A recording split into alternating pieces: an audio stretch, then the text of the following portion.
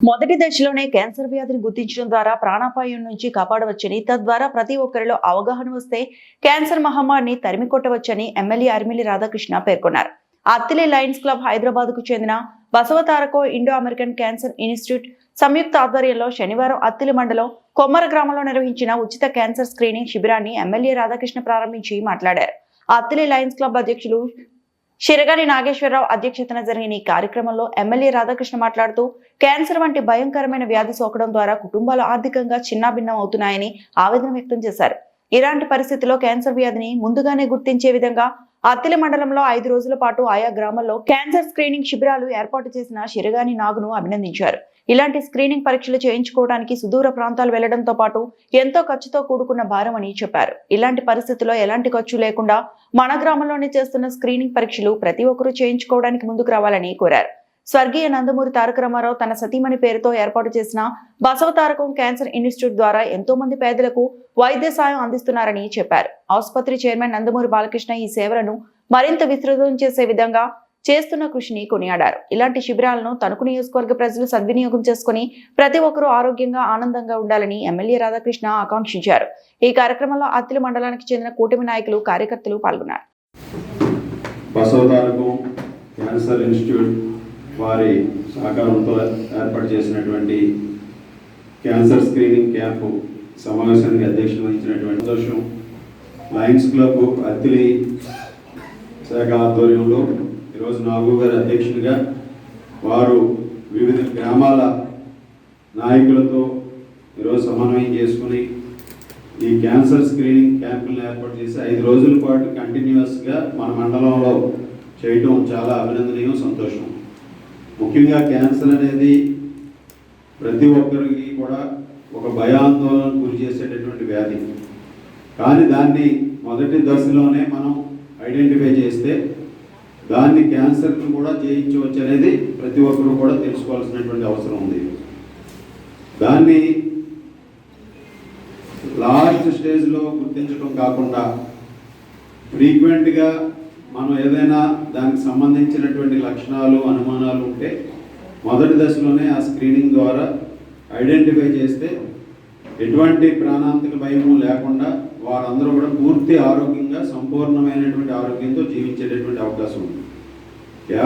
Cancer అనేది ఒక భయంకరమైన వ్యాధే కాకుండా దాన్ని పూర్తిగా 4th స్టేజ్లో దాన్ని ఐడెంటిఫై చేస్తే భయంతో పాటుగా కుటుంబం మీద ఆర్థిక భారం, వారి కుటుంబాలన్నీ కూడా ఎంతోమంది ఇటువంటి ఆర్థిక భారాన్ని పడి ఇబ్బందులు పడుతున్నటువంటి పరిస్థితి. కాబట్టి ప్రజలందరూ కూడా గమనించి, ముఖ్యంగా ప్రతి ఒక్కరూ కూడా ఈరోజు ఉచితంగా ఈ క్యాన్సర్ స్క్రీనింగ్ చేయడం జరుగుతుంది. సాధారణంగా ఈ టెస్ట్ చేయించుకోవాలంటే మనకి హైదరాబాద్ వెళ్ళాలి, లేదా విజయవాడ వెళ్ళాలి. ఆ విధంగా వెళ్ళినప్పుడు మీకు 5,000 అవుతుంది ట్రాన్స్పోర్టేషను, అక్కడ ఛార్జెస్ అన్నీ కూడా కలిపి. ఈరోజు అటువంటి ఖర్చు లేకుండా మన గ్రామంలో, మన ఇంటి ముందు ఇటువంటి స్క్రీనింగ్, క్యాన్సర్ స్క్రీనింగ్కి సంబంధించి, క్యాన్సర్కి సంబంధించినటువంటి పరీక్షలు చేయించుకోవడానికి మనందరికీ కూడా బస్సు ద్వారా దీన్ని ఇక్కడ తీసుకురావడం జరిగింది. ఈరోజు మనందరం కూడా గమనించాలి. ముఖ్యంగా స్వర్గీయ నందమూరి తారక రామారావు గారు వారి శ్రీమతి గారి జ్ఞాపకార్థం ఏర్పాటు చేసినటువంటి బసవతారకం క్యాన్సర్ రీసెర్చ్ ఇన్స్టిట్యూట్, దీని ద్వారా ఎంతోమంది పేద ప్రజలకి అండగా నిలబడుతూ ఎంతోమంది జీవితాల్లో వెలుగులు నింపుతున్నటువంటి సంస్థ బసవతారకం సంస్థ.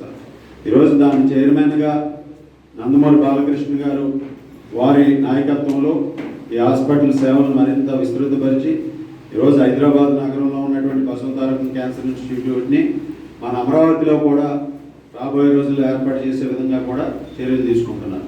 ఆ విధంగా ఈరోజు మనందరం కూడా ఇటువంటి సర్వీసెస్ను ఉపయోగించుకొని మన నియోజకవర్గంలో ప్రజలందరూ కూడా ఆరోగ్యంగా ఉండాలి, ఆనందంగా ఉండాలి. అదే మనందరి లక్ష్యం.